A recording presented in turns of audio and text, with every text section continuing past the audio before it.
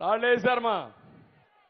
ఇప్పుడు ఈరోజే పవన్ కళ్యాణ్ గారు తెనాల్లో మీటింగ్ పెడితే చేతగాని పిరికి పందలు ఆయన వరాహి పైన రాళ్లేశారు.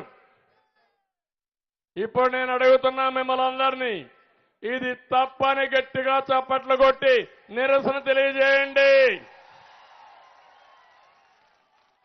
తమిళ్లో ఆడబిడ్డలు మీకు జ్ఞాపకం ఉందా? విశాఖపట్నానికి నేను వచ్చాను, జ్ఞాపకం ఉందా మీకు? వస్తే నన్ను విశాఖపట్నం నుంచి బయట రానియకుండా ఈ వైఎస్ఆర్ కాంగ్రెస్ గూండాలు అడ్డుకుంటే ఈ పోలీసులు ఆ రోజు చర్య తీసుకోకుండా ప్రేక్షకులుగా ఉండి నన్ను తిరిగి పంపించారు. జ్ఞాపకం ఉందా అని మిమ్మల్ని అడుగుతున్నా.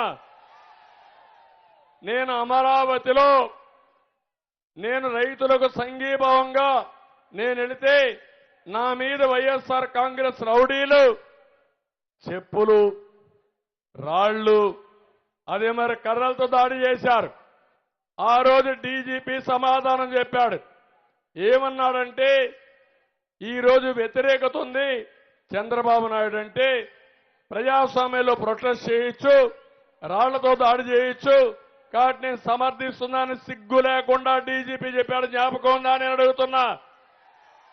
మా ఇంటికి ఒక ఎమ్మెల్యేగా ఉన్న వ్యక్తి రాళ్లు కర్రలు తీసుకొని వస్తే నేను నివారిస్తే మన మీద కేసులు పెట్టి ఆయన నా అపాయింట్మెంట్కి వచ్చారని చెప్పారు.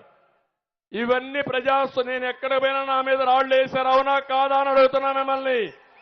రాళ్ల దాడి చేశారు.